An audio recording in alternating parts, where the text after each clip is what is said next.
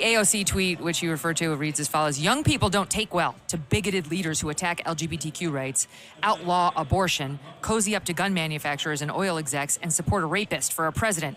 If you want to be cool so badly, try giving a damn about other people beyond yourself. Might open a few doors. So the problem here is the young people are taking well to Republicans. These are not things that Republicans stand for. Yeah. But they are. So she's just pronouncing this is what they want, and yet the polls are showing us something different this election. Absolutely. And that, I think, is just the beginning of a tidal wave that's coming. So she was responding to a section of my speech where I directly addressed Gen Z.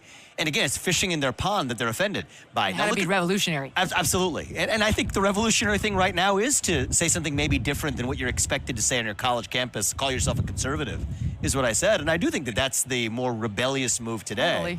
But nonetheless, one of the interesting things about the tack she took is she at least was a little bit more elegant than some of those CNN people trying to wrap it around a policy disagreement. Let's just double click on that for a second. She talks about gay rights. This is the Republican platform right now. Is the Republican platform as it exists today at this convention is not opposed to gay marriage. No. She points to abortion, women and their bodies. Literally, this has said it is not a federal issue. Donald Trump, to myself when I ran for president, to now the Republican Party, opposes a federal ban on abortion. So part of their strategy now, Megan, seems to be there's only 4 months left on the election, until the election.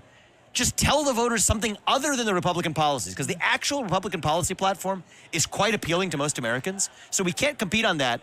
Just assume for the next 4 months we can tell them that the Republican platform is something that is other than what it actually is, and maybe most voters won't notice. And it might be their best bet, actually. If you think about it, winning on the merits in this short of a time with the numbers looking like what they are, instead, people get their news from different places. Just bet on the fact that enough Americans are going to think that Republicans support a federal ban. Kamala Harris and Joe Biden have both said Donald Trump would sign a federal ban. That's false. In fact, he's taken heat from Republicans for saying that he's opposed to a federal ban. That's right. But their strategy now seems to be less on the merits and even less on the histrionics. It's one of the forks in the road for Biden, which I can come back to in a second. But the remaining strategy is just lie about what the Republicans actually believe and then just hope the voters don't notice between now and November. All right. The bad thing about this strategy is the Democrats control 95% of media. That's why they are allowed to play these lying games where they, like Goebbels in World War II, master of propaganda for the Nazis. If you repeat a lie enough of times, most people will believe it. So if 95% of the media, and then you have Google and search engines all hiding the truth, what are people to believe? I meet people all the time.